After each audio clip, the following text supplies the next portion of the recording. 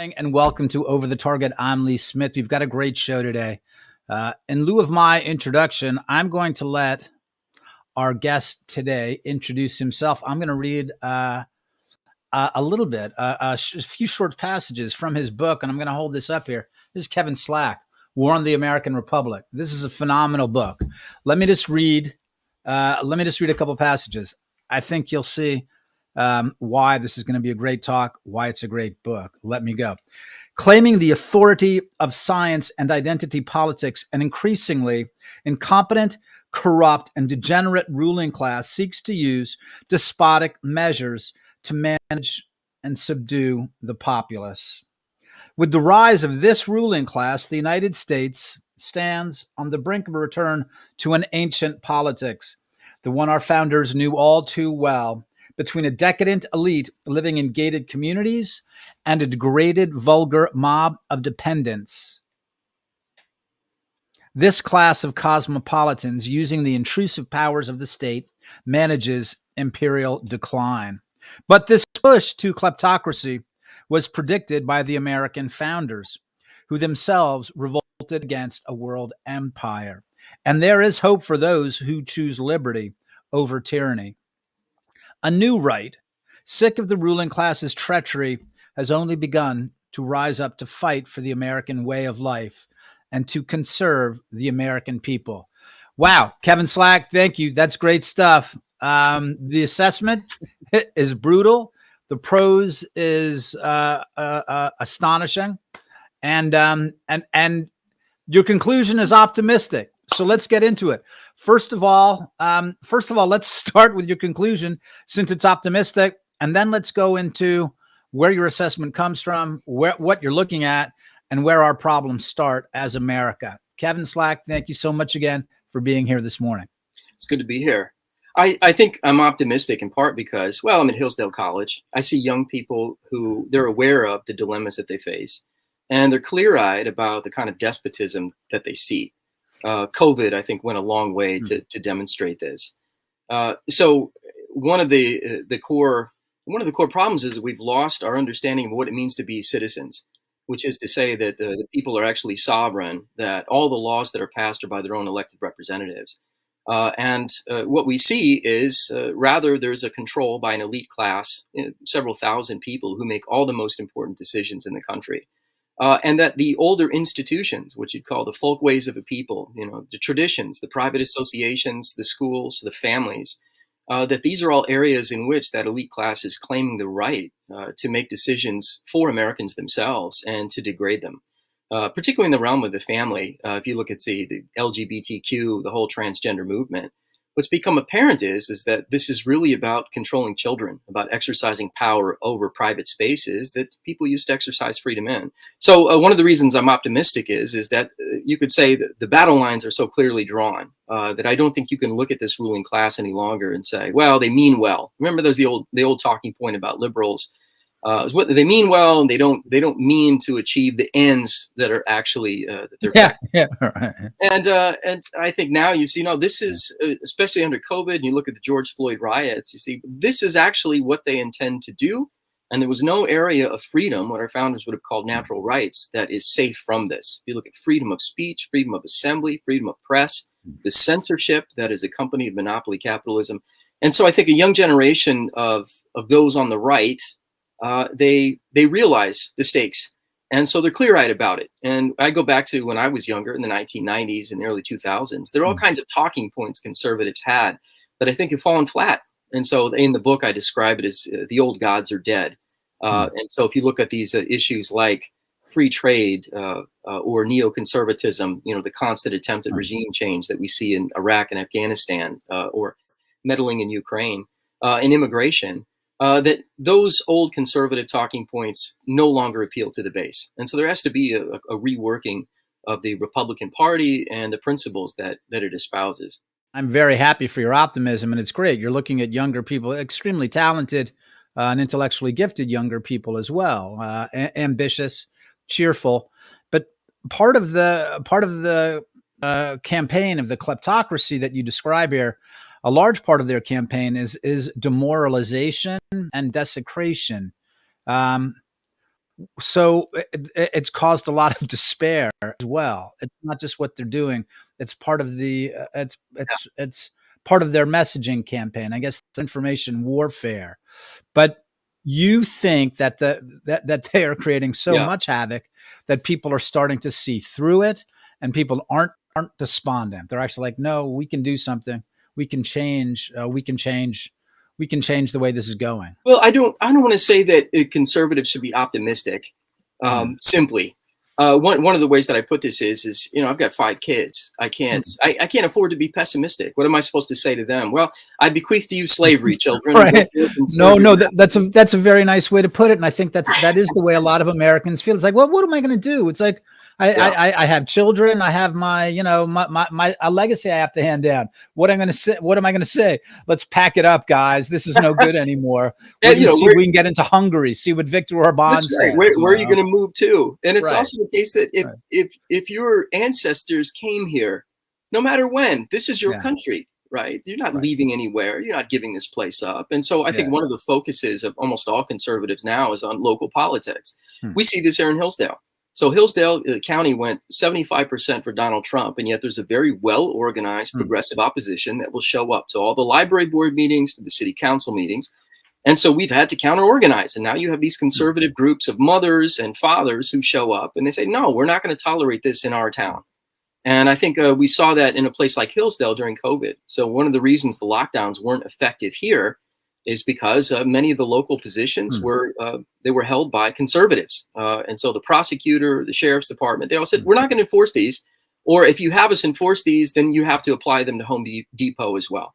And so I don't know what it's like to have to wear a mask.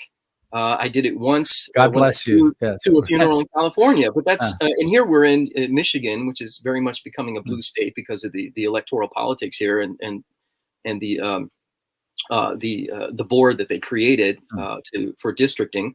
But it's also, if you control your local spaces, then that's one way that you can enforce conservative principles and protect your rights. Are you involved in local politics around Hillsdale as well? No, I mean, not in the sense of running anything, but I would say in trying to show up and do my part as a good citizen, I do those things that most of us feel like we don't have the time to do, right? You show up at the local city council meeting and you give your 2-minute spiel on something. You email members of the city council. Those are the kinds of things that I think can be very effective in a local setting. You see the same thing at the state level. And that is, if Republicans can mobilize in these red states, you see how effective they could be. And all it takes is a couple acts of courage on the part of a governor. Ron DeSantis, this is why he's seen as one of the leaders of the Republican Party. You also see Kristi Noem. I don't know if you remember this. Remember when she vetoed the 2 transgender bills? All of a sudden, she went from a potential presidential candidate to somewhere near the bottom of the pile. And she's been trying to regather her image ever since. And so I think if Republicans can take the right side of these issues, then they can launch themselves to the head of the party. So in the red states, you see all these changes after COVID. They changed the powers that were given to the state boards of health. They changed their voter ID laws. And so we're talking to the tune of 15 to 20 states made changes immediately after COVID. Right.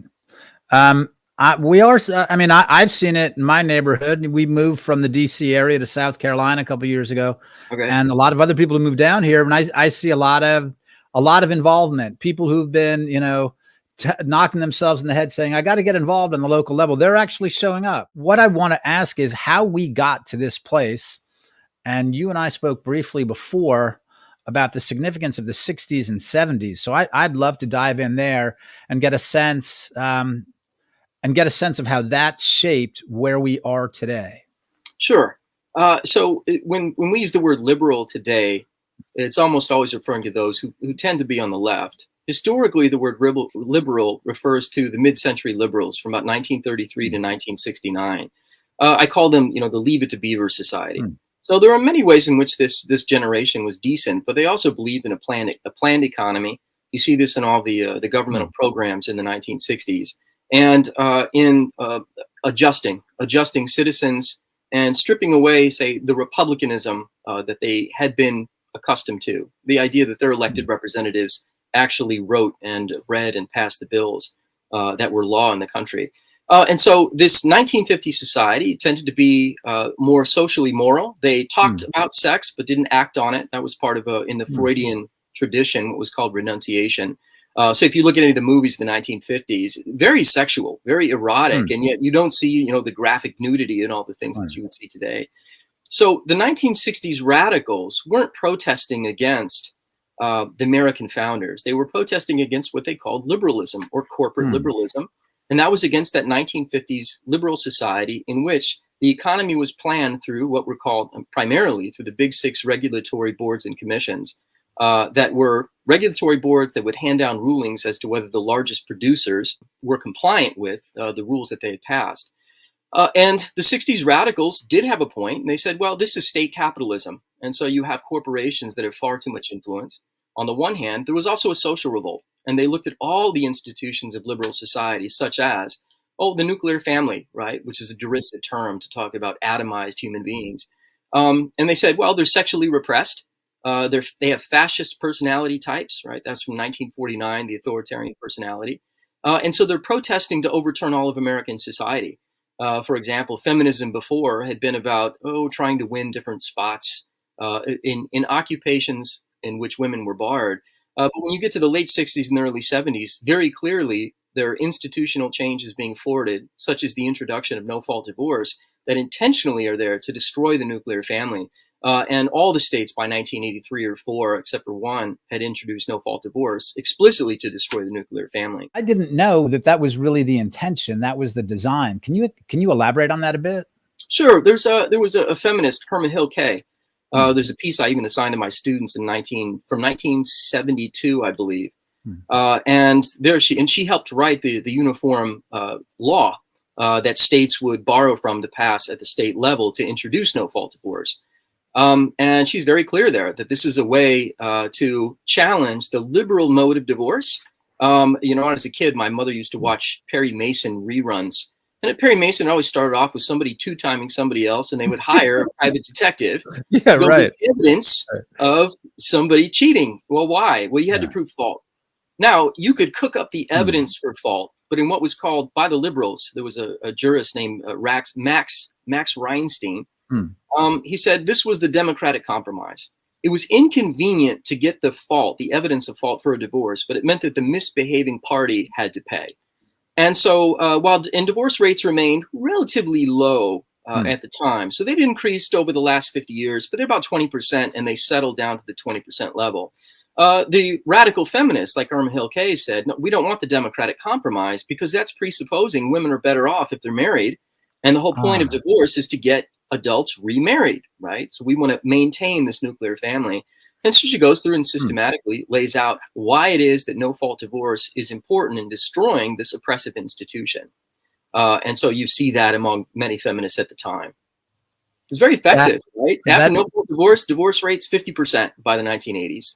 Fascinating. I had no idea that was the actual intention of that. Well, I'm sorry for cutting you off, but you were listing some of the other issues that we're going to. But you know what? In the meantime, we're going to take, while we have this break, we got to take a quick break because we're going to cut off. If you're watching on YouTube or Facebook, please make the jump with us. We're going exclusively to Epoch TV. We're only going to be away for less than a minute. Make sure you make the jump. You don't want to miss a single second of this great talk with the author of this fantastic book, War on the American Republic, Kevin Slack. Make sure to make the jump. We'll see you in a sec. He said, I know the system is rigged because I use it. Trump is expressing something that a lot of people across the country have been feeling for a long time. The corrupt political establishment is a machine. It has no soul. It's very easy to see how the media, for one, wants to typify Trump supporters. Trump said he could shoot someone. Trying to shape Trump as a white nationalist. And the only people who could possibly support Donald Trump are white nationalists. He put on Instagram an altered image of Trump to make Trump look black and said, "Free my N-word, Trump."